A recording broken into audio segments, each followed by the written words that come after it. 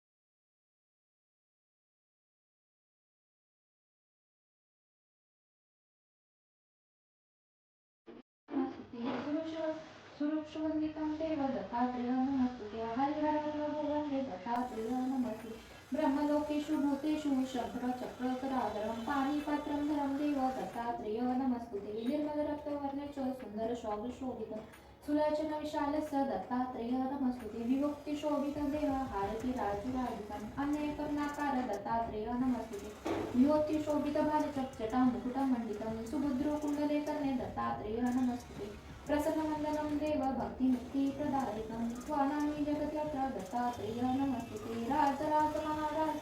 कार्तवीर्यवरं सुभद्रभद्रकल्याणं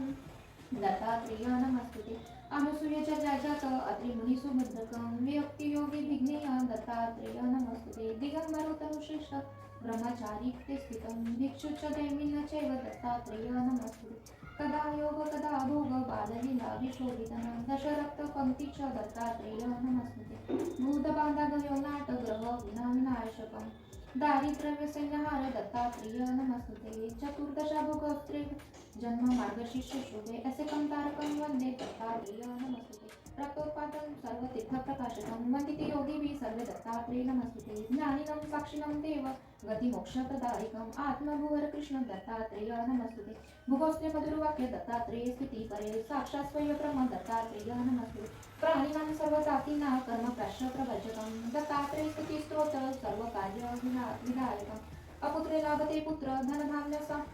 धनधान्य समावितं राज भवे लक्ष्मी प्राप्ते शः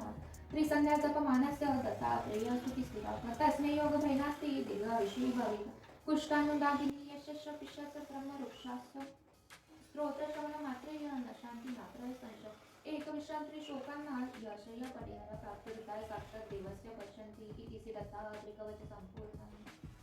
हे प्रभु राजसी तामसी विकारी विकलितयानी हिंसपुंडी सगारी भूता देवता पत्रांचा विशोभ झाला क्षमा करा दयाळा क्षमा करा दयाळा कखाई असे निमित्त तू आत्मघाती वरी वर्म परशी कुटिला दोषी परतार भुवंतरिणाची मौळा क्षमा करा दयाळा क्षमा करा दयाळा भगे पात्र निरांगिनी ज्ञानी आला घरी मार्गद्रोह गुरु ईश्वराला महादुर्गुणी वेलवाळी सगेला क्षमा करा दयाळा क्षमा करा दयाळा महानिष्ठुराला जरी नास्कुरांचा सदा वर्ष करे मंचकू तस्करांचा महाप्रस्ताव नित्य नरकासी गेला क्षमा करा दयाळा क्षमा करा दयाळा कृपाळू दयाळू तू अगारुवंता आबाळवणी थोर दोषवंता तुला अर्थ माझा जरी क्रोध आला क्षमा करा दयाळा क्षमा करा दयाळा क्षमा करा दयाळा क्षमा करा दयाळा.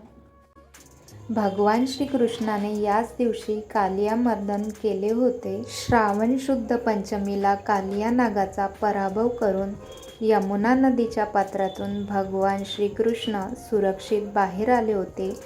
तोच दिवस नागपंचमी म्हणून साजरी केली जाते.